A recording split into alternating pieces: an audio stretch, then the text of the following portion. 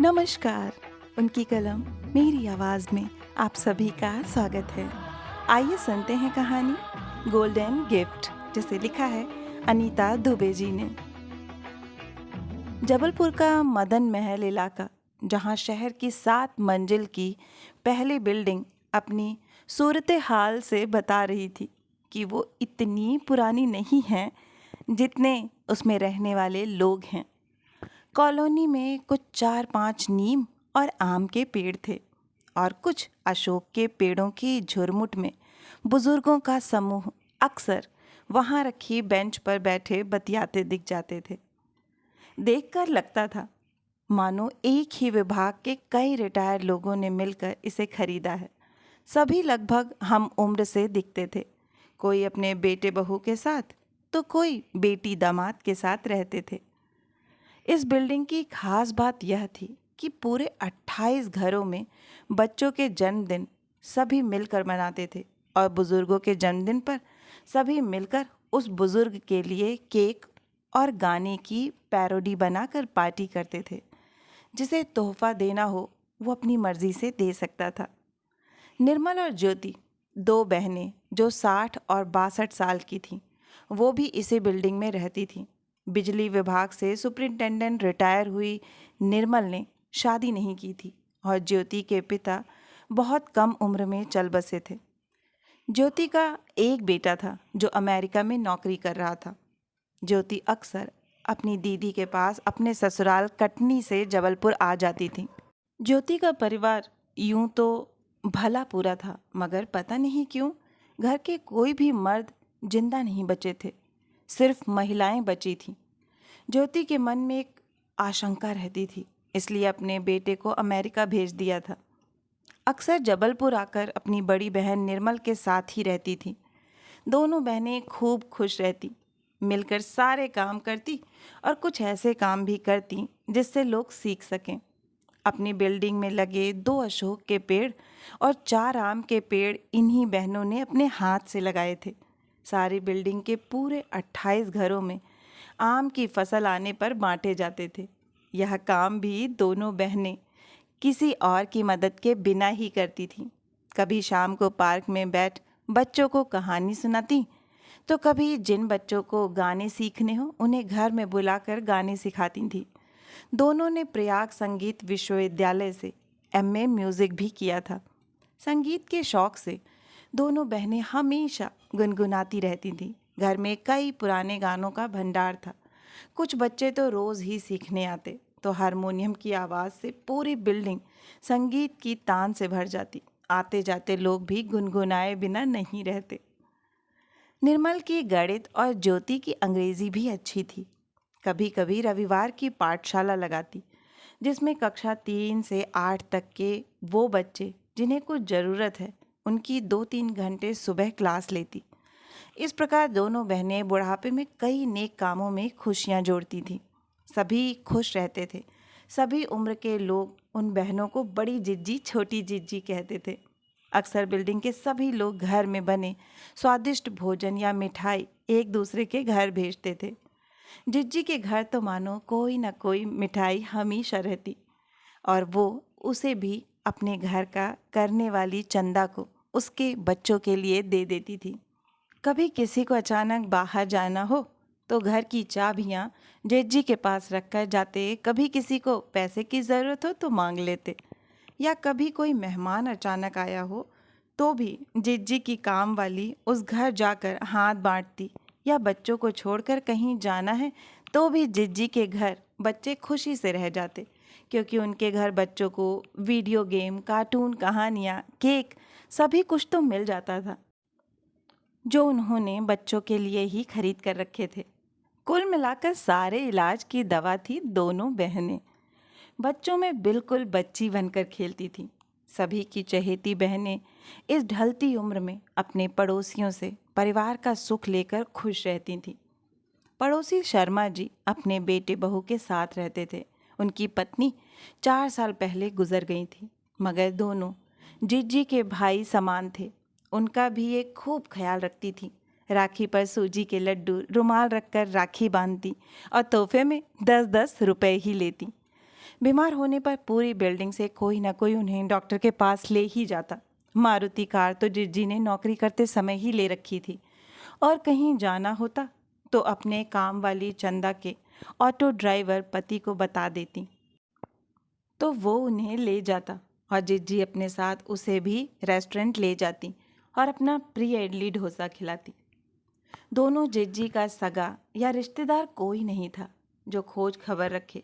बिना परिवार के होते हुए भी दोनों के व्यवहार के कारण पूरी बिल्डिंग ही उनका परिवार बन गया था।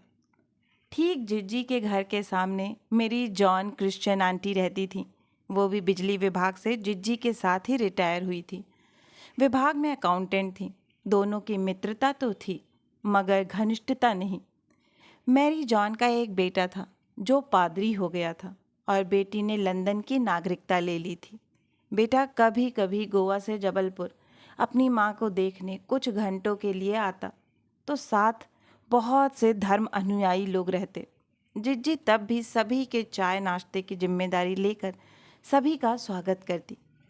मेरी जॉन कुछ अड़ियल स्वभाव की थी, जल्दी किसी से घुलती मिलती नहीं थी और अकेले घर में एक सहायक के साथ समय गुजारती। एक एक्सीडेंट में पैर टूट चुका था और व्हील चेयर पर बैठे बैठे सारा दिन टीवी देखती थी मगर बिल्डिंग के लोग सभी उनका ख्याल रखते थे।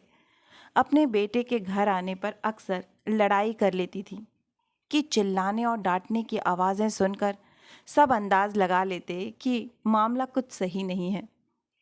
कुछ साल तो पेंशन से गुजारा चल रहा था मगर ना जाने क्या सोचकर और किसकी सलाह पर अपनी पेंशन के साल कम कर एक साथ पैसे लेकर बेटे के एनजीओ में दान कर दिए थे कि अब रोज़ की ज़रूरतें ही पूरी हो पा रही थी। यह बात जिज्जी जानती थी। मैरी जॉन पियानो बजा लेती थी। जब कभी अच्छे मूड में होती तो दरवाजे से पियानो की आवाज़ छनकर आ जाती थी और दोनों जिज्जी समझ जाती कि मैरी जॉन आज खुश हैं। अक्सर जब भी जॉन आंटी के घर मछली बनती तो पूरी बिल्डिंग, जिसमें ज़्यादातर लोग शाकाहारी थे, समझ जाते कि जॉन आंटी के घर आज कोई आ रहा है।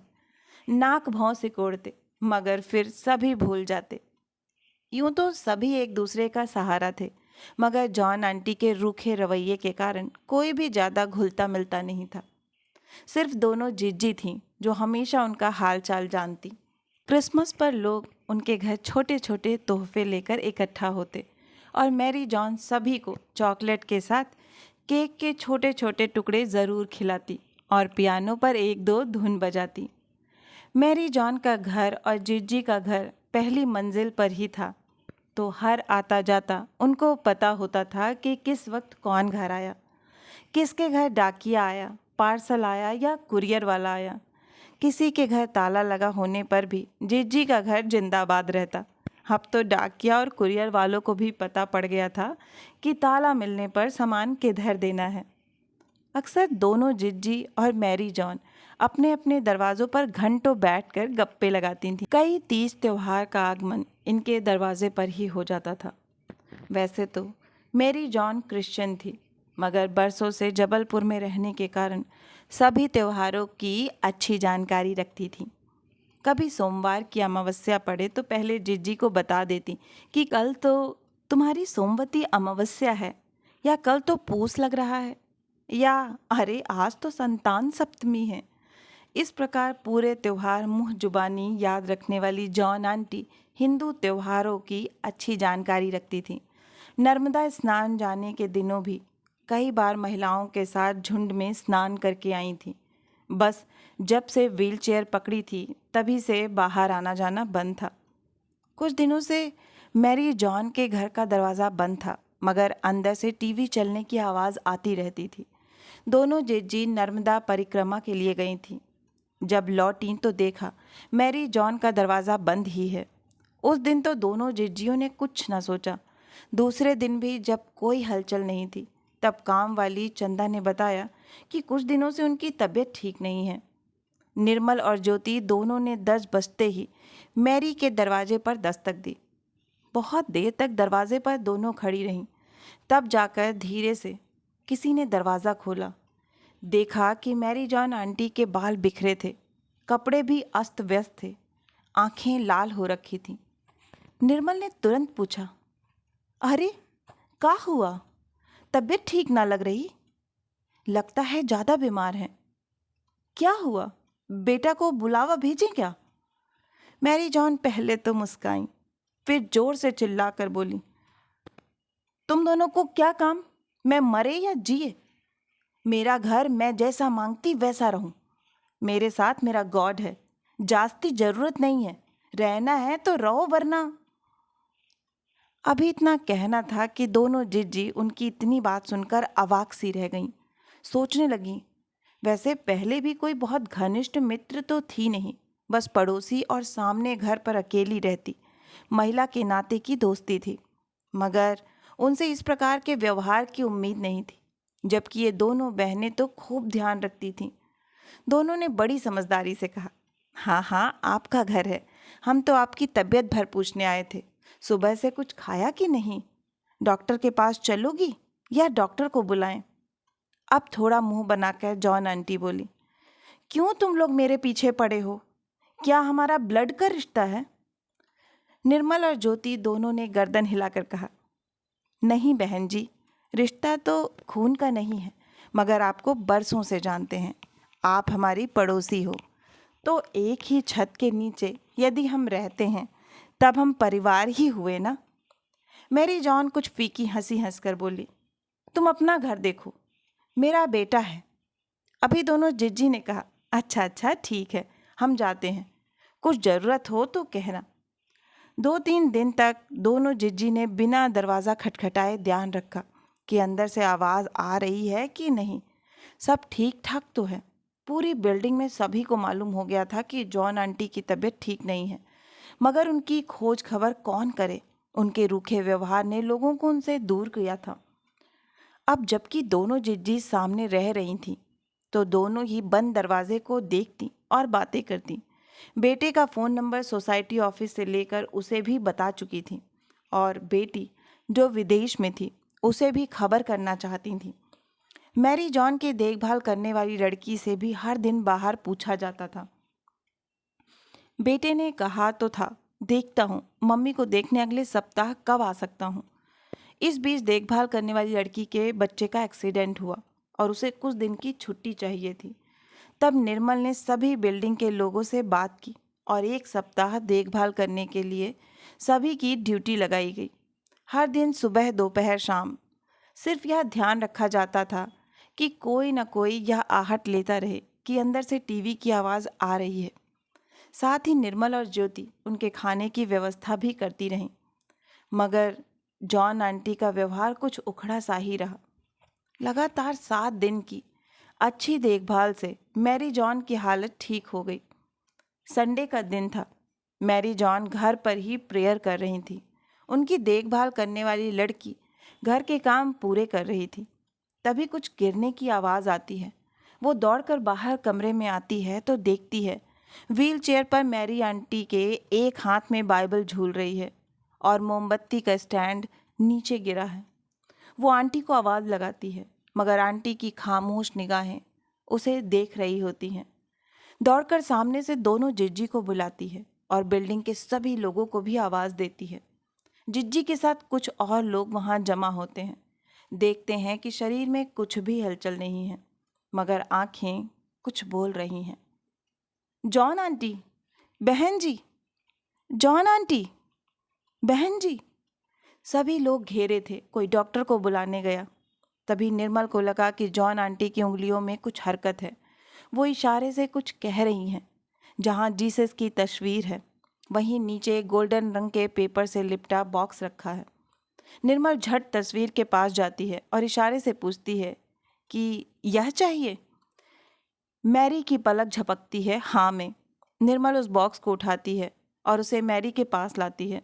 बगल में ज्योति भी खड़ी थी। मैरी दोनों को देखती रहती है और उनकी आंखों से आंसू झलक आता है। आंख से गिरने से पहले ही आंखें पथरीली हो जाती हैं। दोनों उस बॉक्स को लेकर घर आ जाती हैं। मैरी जॉन संसार को विदा कर चुकी थी। बेटा आया और साथ लाया वकील को। घर के पेपर अपने नाम होने की चाह में बेहद खुश था। जॉन आंटी के लिए सभी ने कॉलोनी में शोक सभा रखी। सभी को उनकी अच्छी बातें ही याद आईं। लड़की विदेश से नहीं आ सकी। उसने वीडियो कॉल करके अपनी माँ के लिए संवेदना व्यक्त की। अभी सप्ताह ही बीता था। दोनों जिज्जी उदास सी थीं। सुबह कोई 10 बजे थे। धूप में कुर्सी डालकर बैठी थीं कि तभी मैरी जॉन के घर से तेज आवाज़ें आने लगीं।